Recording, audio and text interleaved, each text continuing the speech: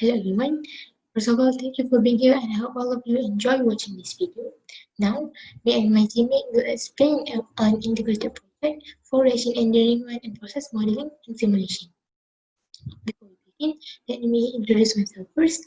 My name is Nur Ain Aiza with ID 1800082 and Sophie, my teammate, will introduce herself later. Now, there will be three parts in this video.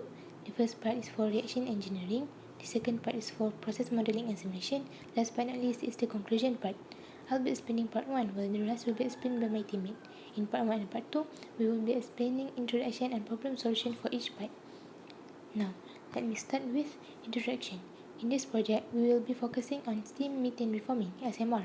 The main product for SMR is hydrogen production. SMR has been commercialized from 1936 and its origin from Europe. SMR is using metal type of catalyst to help hydrogen production to be produced at high efficiency by the nature of the reactor. And by referring to the figure in this slide, hydrogen can be produced from the synthesis of purified natural gas. And purified natural gas will undergo SMR and hydrogen can be transported or stored depending on the demand. Next, I'll be explaining about calculation part for reaction engineering.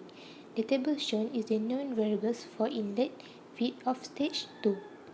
Continue, these are the reactor characteristics. Next, the chemical equation for SMR is methane with water produce carbon monoxide with hydrogen.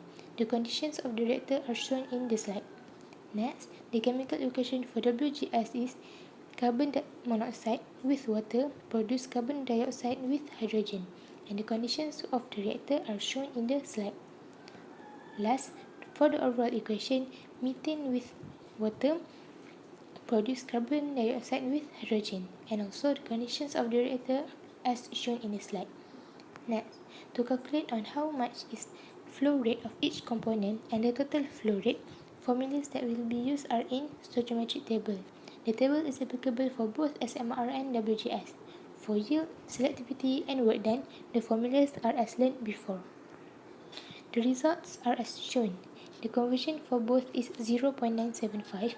The total outlet flow is 2879 molar per hour for SMR and 0.330425 mol per hour for WGS. The yield and selectivity of SMR and WGS are same, which is 3 and 4.076 respectively. Work done for SMR is 7968789.6.43, while for WGS is 6.1809 exponential 10. Move on for the second part, catalyst. The catalyst used is nickel aluminium 2 oxygen 3, and the characteristics are the effects of metal type, nickel size, the promoter effects, the supporter effects, and also nickel coordination state. For the first one, the effects of metal type. For noble metals are observed to have the highest catalyst activities compared to the non-noble metals like nickel and iron. From the figure, it can be seen that the noble metals have better performances than the non-noble metals. But due to the high cost of noble metal catalysts, that is why nickel are commonly used in chemical industries despite better catalytic activity and less coke formation. Second one is nickel size. The bigger the nickel size, the better the binding sites of nickel. The third one, the promoter effects. Promoter effects are the results when an additional metal is introduced to the nickel to improve in many diverse areas such as durability, selectivity, and also reduce the SMR problems including coke formation. The fourth one, the supporter effects. When different supports are used together with nickel, improvements of catalyst can be seen. And the last feature is nickel coordination state, where nickel can be used in either reduced or unreduced state during SMR. Next, physical properties. The physical properties of the catalyst are as shown in this slide. Also, the price for 1 kilogram of the catalyst costs only 100 USD, which equivalent to 408.25 ringgit measure that is considered cheap and affordable. Move on for the second part of this video of reaction engineering. In order to maximize the selectivity and yield of hydrogen and minimize the side reaction, some strategies need to be applied to produce a very efficient process. For the first one, temperature in SMR. SMR is an endothermic reaction, so it requires high temperature and low pressure, where the temperature is usually above 700 degrees Celsius to maintain enough reaction activity. Second one, pressure in SMR. In order to have a great exposure of the catalyst to the reactants, it is highly advisable to carry the reaction in high pressure. And the third one is ratio of water per methane in feedstock. The higher the steam, the higher the conversion of methane.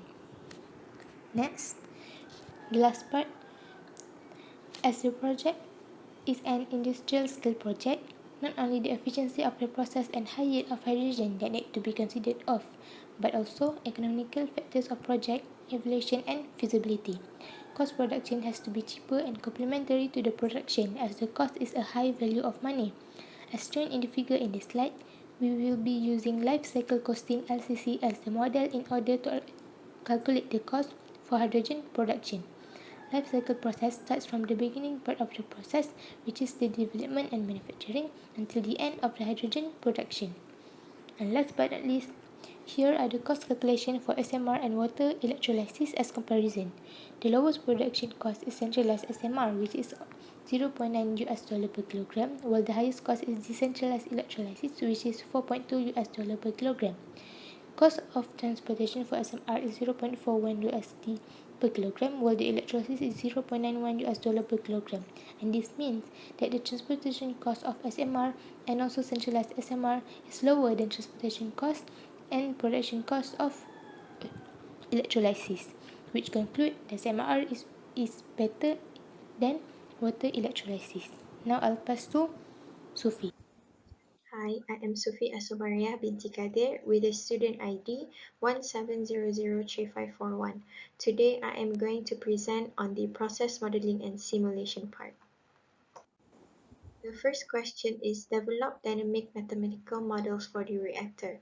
The type of reactor that we are using is the PBR reactor. We can assume that the differential volume is sufficiently small. It is an isothermal reaction and the K is constant along the reactor length. As we can see, the mass balance is equals to mass in minus mass out, and we can insert all the equations and we will get the final equation for the mass balance. For the component balance, the rate of mole accumulation is equals to the rate of mole in plus rate of mole out plus minus the rate of mole consume or generate. As we can see, the equation for the component balance is shown in the screen. For the energy balance, we can conclude that it is an isothermal reaction, therefore there is no work done. The next question is to design a simulation software for the reactor. We are using the Aspen HYSYS and the reactor chosen is the PBR reactor. As you can see, this is the complete simulation for our reactor. Next is to find the deviation error between simulation and the manual calculation.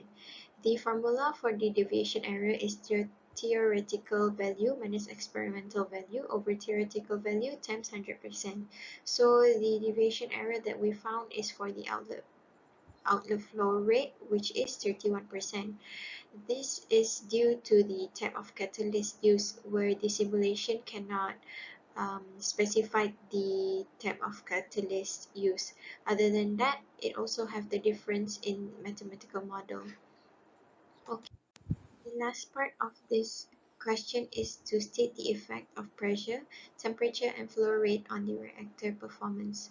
For the pressure, as the pressure increases, it will affect the outlet stream, temperature, and the composition of the reactor. As you can see in the picture, when the pressure of the reactor increases, it also increases the hydrogen recovery yield. Unfortunately, for the SMR, it does not favor a high pressure. For the temperature, when the temperature increases, it also increases the number of moles for each composition. When it is increased, it also increases the desired amount of hydrogen yield and selectivity. And the last one is the flow rate. When we increase the molar flow rate, it will reduce the conversion of the reactor and also affects the yield and mole fraction of hydrogen. Okay, finally, in conclusion, we managed to develop a process designed for a cost-effective plant that is simple and safe to operate. Our first task for reaction engineering was to design a catalytic reactor system, while for process modeling safety was to create a simulation for the reactor, which we managed to develop. With that, I bid thank you.